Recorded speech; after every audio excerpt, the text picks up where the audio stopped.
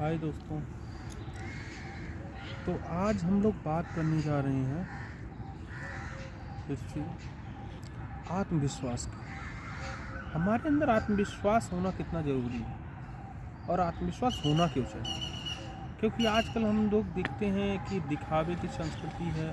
बड़े बड़े सेलिब्रिटीज़ के पीछे लोग पागल हो जाते हैं, दीवाने हो जाते हैं। लेकिन समाज में ऐसी घटनाएं भी देखने को मिलती है जहाँ पर एप्स्टीन फाइल जैसे अपराध होते हैं। वहाँ पर उसने अपने आइलैंड पे किस तरह से घिनौना और जिसको कहते हैं ना सामाजिक रूप से अक्षम्य अपराध किया उसने। और वो लोग कौन थे? वो लोग समाज के सबसे हायर पद पर, उच्च पद पर बैठे लोग थे। राष्ट्रपति से बड़ा पद किसको मान सकते हैं? अमेरिका के राष्ट्रपति से बड़ा पद किसका हो सकता है? उसमें किसके किसके नाम आए हैं? वर्तमान राष्ट्रपति अमेरिका के ट्रंप, उनका नाम आया है।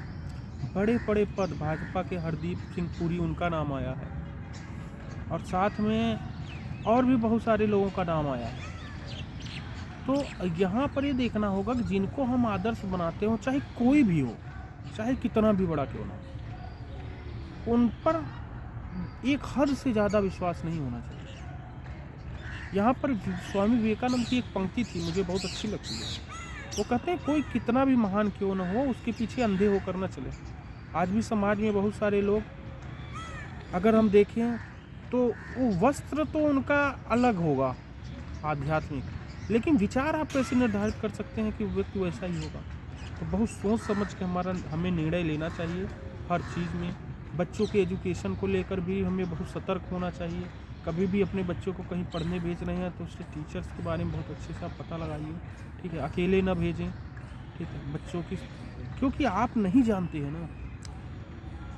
तो ये चीज़ बहुत इम्पॉर्टेंट है। आप अपने आत्मविश्वास को डेवलप करें, बच्चे के भी आत्मविश्वास को डेवलप करें। कभी भी बच्चे को ये ऐसे शब्द न बोलें कि तुम कुछ नहीं कर सकते हो और तो तुम आगे चल के कुछ नहीं, क्योंकि यह पूरा ब्रह्मांड का अस्तित्व ईश्वर के द्वारा निर्धारित है। चींटी से लेकर के एक हाथी तक सारा कुछ ईश्वर के अस्तित्व का है, उसको आप नकार नहीं सकते हो। सबका अपना इम्पोर्टेंस है। तो आप ये कैसे कह सकते हो कि यह बहुत अच्छा है, इसका अस्तित्व तो होना चाहिए, यह हमारे अनुसार नहीं है तो यह नहीं होना चाहिए? यही पागलपन है। अगर ईश्वर का अस्तित्व हम न भी स्वीकारें, हम कहें ऐसा, तो अगर तर्क के आधार पर जीवन चले तो पूरी सृष्टि ही खत्म हो जाए। आज तर्क का ही विधान है जो परमाणु बम के कगार पर दुनिया आ गई है। वरना हम ईश्वर का अगर देखें तो ईश्वर ने तो इतनी बढ़िया दुनिया बना के हमारे लिए दी थी, लेकिन हम तार्किक होते जा रहे हैं। और तर्क हमारे किस हद तक हमें कहाँ तक ले आए? तर्क के आधार पर हमने डिवाइड किया सारी चीज़ों को, धर्म के आधार पर, देश के आधार पर, राजनीति संप्रदाय के आधार पर, और हम यहाँ तक पहुँचाए।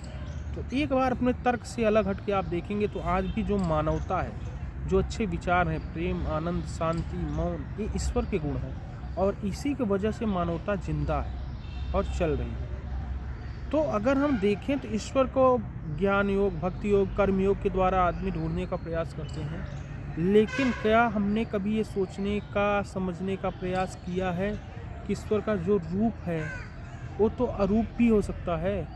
ईश्वर रूप में कैसे समाहित हो सकते हैं? तो ईश्वर विचार कैसे हो सकते हैं? वो तो निर्विचार हैं। तो अपने विचार से अगर आप अलग हट के देखेंगे तो एक अलग रूप आपको दिखाई देगा। हालांकि ध्यान के द्वारा और माध्यम से लोग जानने का, ईश्वर तक पहुंचने का प्रयास करते हैं। तो इस आधार पर हम एक दुनिया को अलग नज़रिए से देख सकते हैं। और जब आप ऐसे देखना शुरू करते हो तो आपका आत्मविश्वास बढ़ता है। और आपका आत्मविश्वास बहुत ज़रूरी है। मैं एक बात कहता हूँ अपने क्लास में भी और लोगों की जगह पर भी, कि यदि आपको किसी दूसरे की बात, किसी मठाधीश की बात माननी होती तो जो गले के ऊपर मिला है ना, बड़ा सर है, ये सब चीज़ें, ढांचा, ये उसी मठाधीश को मिलता, आपको न मिलता। आपको मिला है, इसका अर्थ यही है कि आपको भी विचार की शक्ति दिया है ईश्वर ने, निर्णय की शक्ति दिया है। इसलिए अपने आप पर आत्मविश्वास करिए और आप जो अलग नज़रिया रखते हैं, जो अलग कार्य करना चाहते हैं, उसको करिए, उसको रखिए। आप इसलिए दुनिया में आए हैं। दुनिया में आप सिर्फ अनुसरण के लिए नहीं आए हैं। आपके परिवार में, आपके समाज में, ठीक है, जहाँ पर भी आप हैं, आप सिर्फ किसी एक व्यक्ति की बात मानने के लिए नहीं आए हैं। आपका स्वतंत्र अस्तित्व है। उस अस्तित्व को पहचानिए और अपने होने का जो अस्तित्व है उसका आनंद लीजिए। ईश्वर ने आपको दिया है, आपको जीने के लिए दिया है। अपनी स्थिति को आप मजबूत करिए, अपने को आत्मविश्वास से भरिए। आज के लिए इतना ही, धन्यवाद, फिर मिलेंगे।